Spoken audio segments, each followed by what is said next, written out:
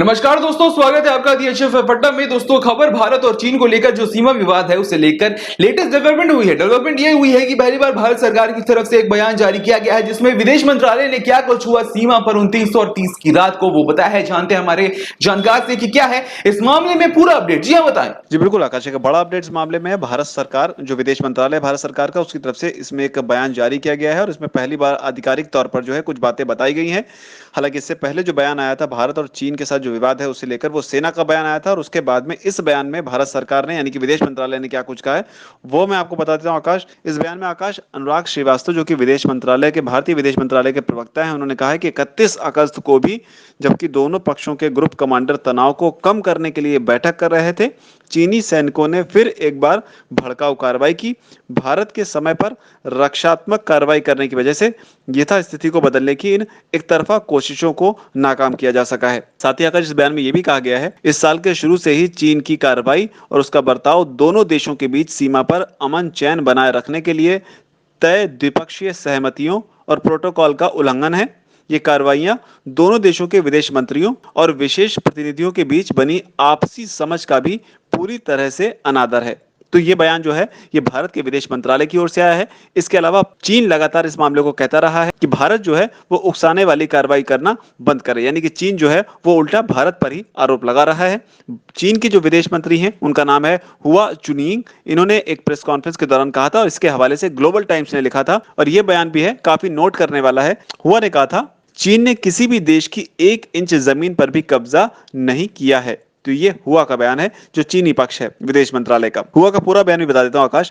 चीन ने कभी भी किसी लड़ाई या संघर्ष के लिए नहीं उकसाया है, ना ही किसी और देश की 1 इंच जमीन पर कब्जा किया है। चीनी सैनिकों ने कभी भी लाइन को पार नहीं किया। शायद इसे लेकर संवाद का कोई मसला है। तो ये बड़ा अपडेट है। इसके अलावा जो चीन का जो भारत में दूतावास है उसकी तरफ से भी LAC को लेकर एक स्टेटमेंट जारी की गई थी। उसमें भी ट्वीट कर इस बात की जानकारी तब दी गई थी और उसने भी भारत पर ही आरोप लगाते हुए कहा था कि जो आपसी सहमति बनी हुई है भारत उसका उल्लंघन कर रहा है। साथ ही उसने ये भी कहा था कि भारत जो है वो सीमा पर यानी LAC पर तैनात जो सैनिक हैं उन्हें कंट्रोल करे और उसके अलावा जो प्रतिबद्धताएं हैं उनका सम्मान करे और अवैध रूप से सीमा पार करने वाले सैनिकों को वापस बुलाए और तनाव बढ़ाने वाली किसी भी चीज की कार्रवाई जो है उसे करने से रोके। इस तरह की अपील जो है तब यहां से की गई थी। इसके अलावा भारत में इसे लेकर एक बड़ा अपडेट ये भी है कि जो अजीत डोभाल हैं भारत के यानी कि राष्ट्रीय सुरक्षा सलाहकार NSA, उन्होंने इसे लेकर एक मीटिंग की है जिसमें पूरे जो भी पूरी स्थिति बनी हुई है उसे लेकर समीक्षा की गई और इसके अलावा माना यह भी जा रहा है कि रक्षा मंत्री राजनाथ सिंह जो है वो भी आज एक उच्च स्तरीय बैठक जो है वो बुला सकते हैं। हालांकि लगातार बैठकों का दौर तो जारी है ही।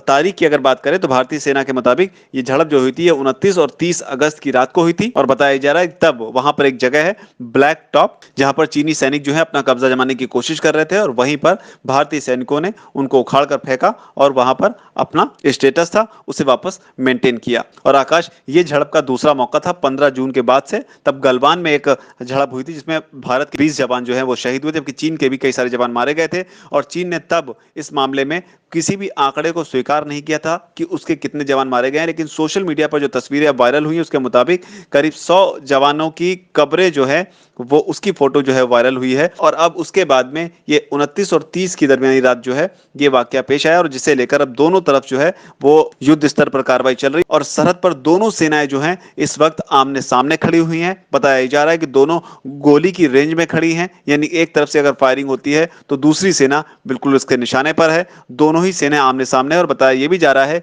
कि एक सैनिक की गलती भी भारी पड़ सकती है, एक बड़े युद्ध को जन्म दे सकती है और इसीलिए जो तनाव है LAC पर सीमा पर वो बेहद चरम पर है और इसे लेकर ही कई सारी मीटिंग्स भारत में भी हो रही हैं। हालांकि उधर ग्लोबल टाइम्स जो है जो कि चीनी मीडिया है और एक तरीके से चीनी सरकार का मुखपत्र माना जाता है, जैसे भारत में शिवसेना का सामना, उस तरीके से ग्लोबल टाइम्स लगातार भारत को धमकी भरे अंदाज में कई सारी बातें लिख रहा है कि अगर युद्ध हुआ तो 1962 से भी हालात खराब होंगे, जबकि भारत अपनी धरती की आत्मरक्षा के लिए पूरी तरह प्रतिबद्ध है। तो ये एक बड़ा अपडेट। आज क्या कुछ मीटिंग्स होती हैं उस पर भी नजर रहेगी। जी आकाश।